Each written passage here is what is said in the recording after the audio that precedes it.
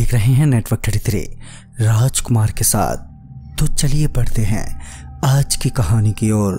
उस रात मैं हमेशा की तरह केवड़ा पुल पार ही कर रहा था कि पुल पार करते वक्त मेरी नजरें पुल के बगल में बैठी एक बूढ़ी औरत पर पड़ी, जिसे देखकर मैं थोड़ा डर सा गया क्योंकि वो अकेली नहीं बैठी थी।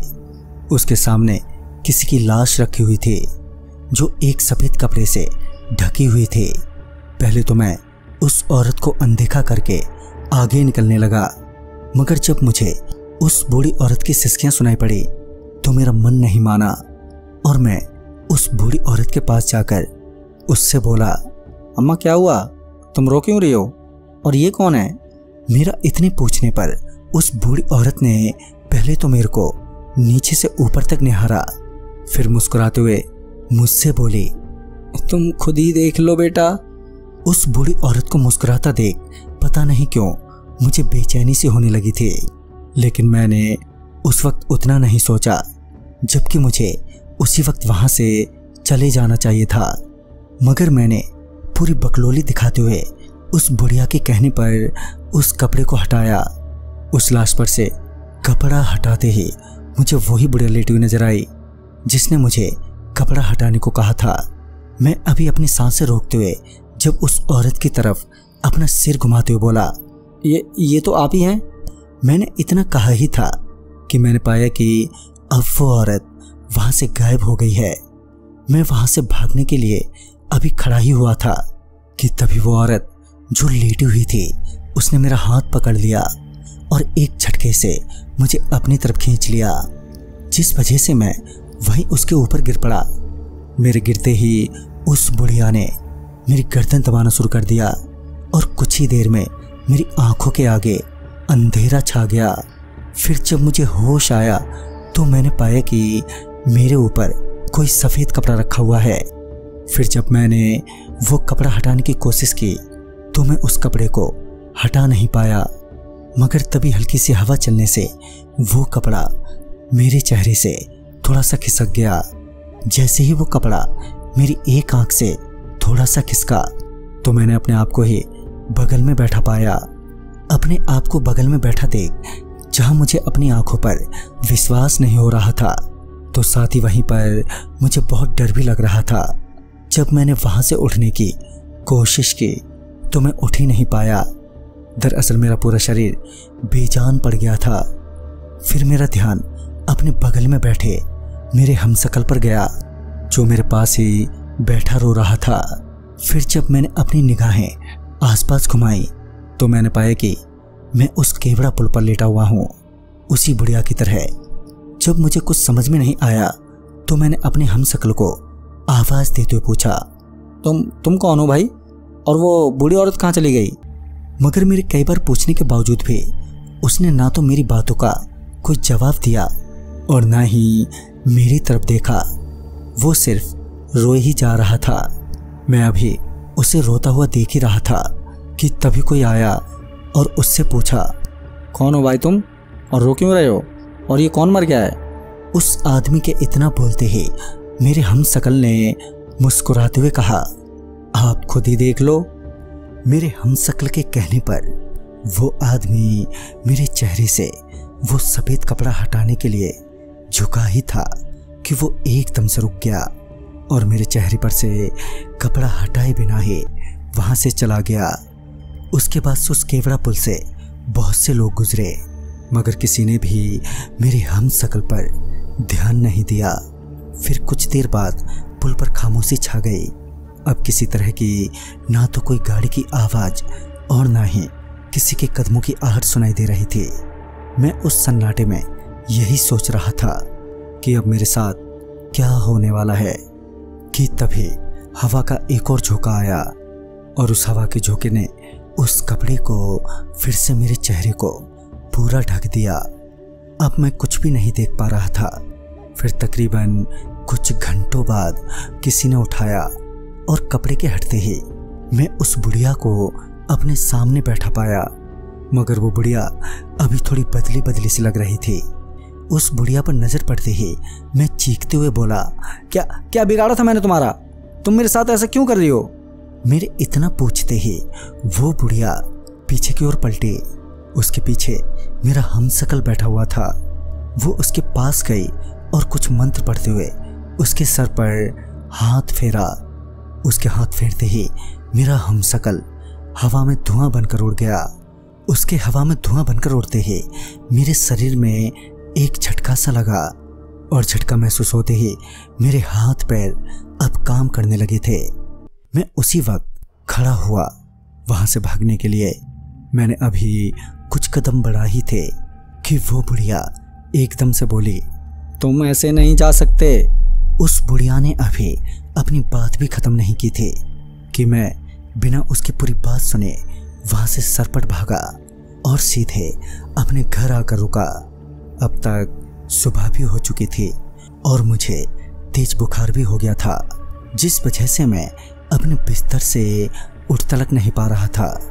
ऊपर से उस बुढ़िया का चेहरा अब मेरी आंखों के सामने घूमने लगा था, पर मैं किसी तरह अपने आप को शांत रखने की कोशिश करता रहा। और इसी बीच जब मेरी हल्की सी आंख लगी तो मुझे उसी बुढ़िया की आवाज़ सुनाई दी। उसकी आवाज़ सुनते ही मेरी आंख एकदम से खुल गई। आंखों के खुलते ही मैंने पाया कि मेरे ऊपर वही सफ़ेद कपड़ा पड़ा हुआ है। फिर जब मैंने उस कपड़े को हटाने की कोशिश की तो मुझे एहसास हुआ कि एक बार फिर से मेरा पूरा शरीर बेजान हो गया है। तभी वो कपड़ा मेरे चेहरे से सरका। उस कपड़े के सरकते ही मैंने देखा कि वो बुढ़िया मेरे हमशक्ल के साथ बैठी हुई है और किसी तरह की कोई काली क्रिया कर रही है। तो वही मेरा हमशक्ल चुपचाप उसके सामने बैठे रोए जा रहा है। तभी उस बुढ़िया ने मेरी तरफ देखा और मुस्कुराते हुए कहा, तुम तो मेरी बात बिना सुने ही चले गए थे। ये तो ठीक बात नहीं है। अगर तुम सच में घर लौटना चाहते हो तो तुम्हें मेरे 2 काम करने होंगे। उसके बाद तुम्हें मुझसे हमेशा हमेशा के लिए छुटकारा मिल जाएगा। मुझे भी अब ये एहसास हो गया था कि बिना इस बुढ़िया की बात माने मैं कभी भी घर नहीं लौट पाऊंगा। लिहाजन मैंने समझदारी दिखाते हुए उससे कहा, क्या करना होगा मुझे? इस पर वो बोली, तुम्हें सिसोल पुल से उल्टी गुजरने वाली ट्रेन पकड़नी होगी। उस ट्रेन में एक सरकटा हुआ आदमी मिलेगा जिसका नाम कुमुद है। तुम्हें उससे उसकी मुंडी छीन कर लानी होगी। अगर तुम कुमुद का सर लाने में कामयाब रहे तो फिर मैं तुम्हें दूसरा काम बताऊंगी। उस बुढ़िया की दिल दहला देने वाली बात सुनकर एक पल को तो मुझे लगा कि अभी अपना गला दबाकर ही मर जाता हूँ। पता नहीं वो कुमुद नाम का सरकटा हुआ भूत मेरा क्या हल करेगा। फिर कुछ देर बाद मैंने उस बुढ़िया को हाँ कह दिया। मेरे हाँ कहते ही उस बुढ़िया ने मेरी आंखों पर अपना हाथ फेरा और फिर जब उसने अपना हाथ हटाया तो मैं किसी पुल के नीचे खड़ा था। खून से नहाया हुआ वो पुल इतना डरावना था, मेरी जरा सी भी हिम्मत नहीं हो पा रही थी कि मैं उस पुल के करीब भी जाऊं। मगर मेरे पास कोई दूसरा ऑप्शन भी तो नहीं था सिवाय मौत के। तो मैंने किसी तरह हिम्मत जुटाई और उस पुल के ऊपर चढ़ने के लिए रास्ता तलाशने लगा। आखिरकार रास्ता मिला और मैं उस रास्ते के सहारे उस पुल के ऊपर आ गया था। और अब इंतजार था तो बस उस उल्टी चलने वाली ट्रेन का। मैं पटरियों के करीब खड़ा बस यही सोच रहा था कि अब ना जाने क्या होने वाला है कि तभी पटरियों में कंपन होने लगी। थरथराई पटरियों को देखकर ऐसा लग रहा था कि वो उल्टी ट्रेन बस आने ही वाली है। तभी पुल की दूसरी तरफ से वो उल्टी ट्रेन आती हुई नजर आई। वो ट्रेन भी खून में सनी हुई थी। उस ट्रेन को देखते ही मेरा तो मन किया कि वहां से फौरन भाग जाऊं, मगर भागने का मतलब भी मौत ही था। लिहाजन उस ट्रेन के करीब आते ही मैं उस ट्रेन में चढ़ गया। ट्रेन में चढ़ते ही मेरा पांव किसी चीज पर पड़ा जिस वजह से मैं थोड़ा लड़खड़ा गया। फिर जब मैंने अपने पैरों की तरफ देखा तो पाया कि मेरे पांव के नीचे किसी के सर का कंकाल यानी कि खोपड़ी पड़ी है। फिर जब मैंने उस बोगी में देखा तो पाया कि उस बोगी में हर जगह मांस के चिथड़े और हड्डियों का ढेर लगा हुआ है। मैं अब इतना ज़्यादा डर गया था कि मुझे डर के मारे चक्कर आने लगे थे, जबकि अभी तो कुमुद का सिर छीनकर वापस भी जाना था। मेरा अंतर मन तो कह रहा था कि कुमुद का सिर तो छीनने से मैं रहा, कहीं अपना सिर ही यहाँ पर ना छोड़ जाऊं। खैर मैं लड़खड़ाते हुए और चकराते सर के साथ उस बोगी के अंदर बढ़ा। पूरी बोगी में एक ही नज़ारा था, खून, मांस और हड्डियां। बस मैं उस सरकटे भूत यानी कि अपनी मौत को ही ढूंढ रहा था कि तभी मेरे सामने एक बिना सिर वाला बंदा मेरे सामने आकर खड़ा हो गया। उस सरकटे भूत को अपने सामने खड़ा देख जहां मुझे ये समझ नहीं आ रहा था कि अब क्या करूं, तो वहीं अब उस बोगी में मेरा दम घुटने लगा था। कान में जोरों का दर्द होने लगा था। मैं अपना सिर पकड़े वहीं घुटनों के बल बैठने पर मजबूर हो गया। मैं अभी अपने घुटनों के बल बैठा ही था कि तभी मेरे कंधे पर किसी ने जोर से काटा, और जब मैंने अपने कंधे की तरफ देखा तो पाया कि एक सर मेरे कंधे पर अपने पहने दांत गड़ाए हुए है।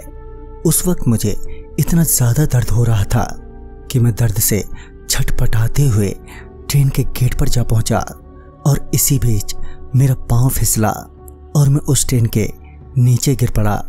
ट्रेन से नीचे गिरते ही वो ट्रेन एकदम से गायब हो गई और वो सिर अब जोरों से चीखने लगा। उसे देखकर ऐसा लग रहा था मानो वो किसी बच्चे की तरह रो रहा हो। मुझे लगा कि शायद यही कुमुद का कटा हुआ सिर है, लिहाजन मैंने उस सिर को उठाया और बुढ़िया के कहे अनुसार अपनी आंखें बंद की। और जब मैंने वापस आंखें खोली तो वो बुढ़िया मेरे सामने खड़ी थी। उसने मेरे हाथों से उस कुमुद भूत का सर लपकते हुए कहा, क्या बात है जो आज तक कोई नहीं कर पाया, वो तुमने कैसे कर दिया। इस पर मैं मन ही मन बोला, वो तो मेरे कोई अच्छे कर्मों का फल है जो बिना किसी मेहनत के मैं उस मौत के जाल से निकल आया हूँ। फिर मैंने उस बुढ़िया से कहा, तुम्हारा मैंने ये काम तो कर दिया है, अब दूसरा काम बताओ और मुझे आज़ाद करो। मगर वो बुढ़िया मेरे सवालों का जवाब देने की जगह उसने मेरे सर पर हाथ फेरा, और उसके हाथ फेरते ही फिर से मैं बेहोश हो गया। फिर जब मेरी आंख खुली तो मैं उस बुढ़िया के साथ उसी केवड़ा पुल पर बैठा हुआ था। वो बुढ़िया मेरी तरफ मुस्कुराते हुए बोली, कैसा लग रहा है 1 महीने बाद जागकर।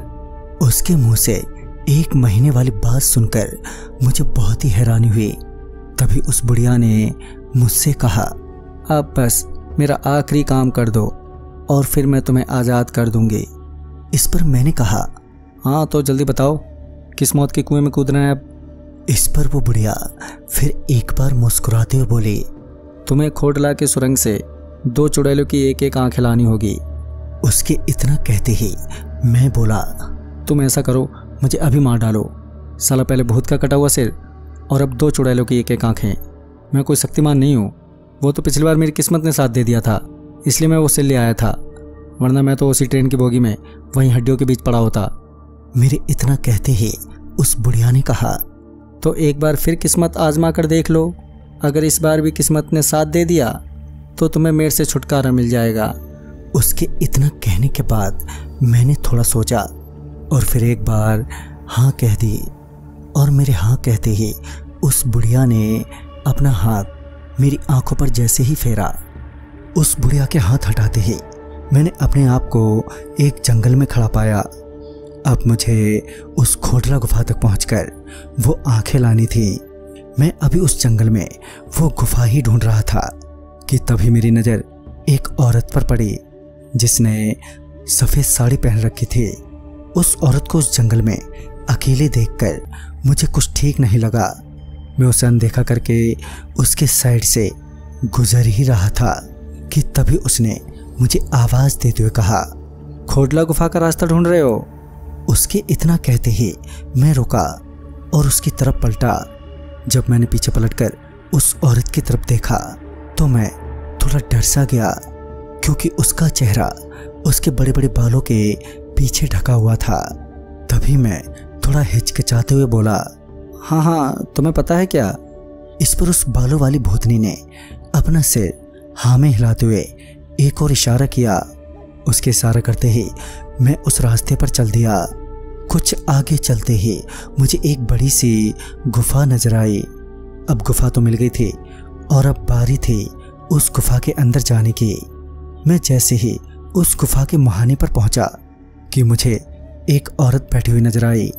उस औरत को देखकर एक पल को मेरे को ऐसा लगा कि ये वही भूतनी है जो अभी पीछे मिली थी, मगर मेरा अंदाजा गलत था। ये वाली औरत कुछ अलग लग रही थी।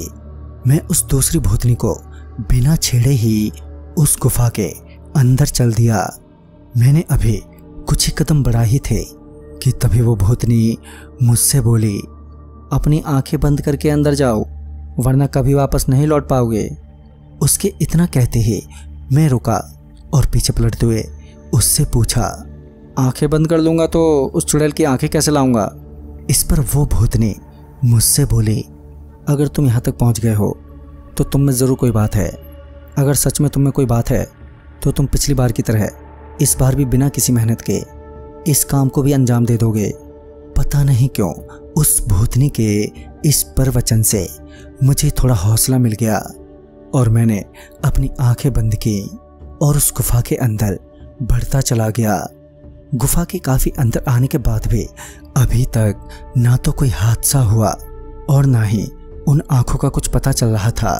कुछ देर तक उस गुफा में अपनी आंखें बंद करके घूमने के बाद भी जब मेरे हाथ कुछ नहीं लगा तो मैंने थक हार के अपनी आंखें खोली और जैसे ही मैंने अपनी आंखें खोली तो पाया कि मैं अभी भी उस गुफा के मुहाने पर ही खड़ा हूँ और मेरे सामने वही दो भूतनियाँ खड़ी हैं। उन भूतनी को देखते ही मैंने कहा, तुम दोनों ने मिलकर मुझे उल्लू बनाया ना? मैं अभी उन दोनों पर गर्मी हो रहा था कि मैंने नोटिस किया कि वो दोनों मेरे हाथों की तरफ देखे जा रही हैं। फिर जब मैंने अपने हाथ की तरफ देखा तो पाया कि मेरे हाथों में दो बड़ी बड़ी आंखें हैं। उन आंखों को अपने हाथ में देखकर मुझे लगा कि मैं खामखा हमेशा अपनी किस्मत को कोसता रहता। आज सिर्फ और सिर्फ मेरी किस्मत की वजह से मैं बच पाया हूँ। तभी उन दोनों भूतनियों ने मुझसे कहा, तुम हमें ये आंखें दे दो, बदले में हम तुम्हें उस बुढ़िया से हमेशा हमेशा के लिए आज़ाद कर देंगे। इस पर मैंने कहा, नहीं नहीं, ये नहीं हो सकता। अगर मैंने उस बुढ़िया को ये आंखें नहीं दी तो वो मुझे कभी आज़ाद नहीं करेगी। इस पर वो दोनों मेरे करीब आई और अपना चेहरा दिखाते हुए बोले, ये आंखें हमारी ही हैं और अगर तुमने ये आंखें उस बुढ़िया को दे दी तो वो तुम्हें उसी वक्त मार देगी और फिर वो इतनी शक्तिशाली हो जाएगी कि वो हर आत्माओं पर अपना कब्जा कर लेगी।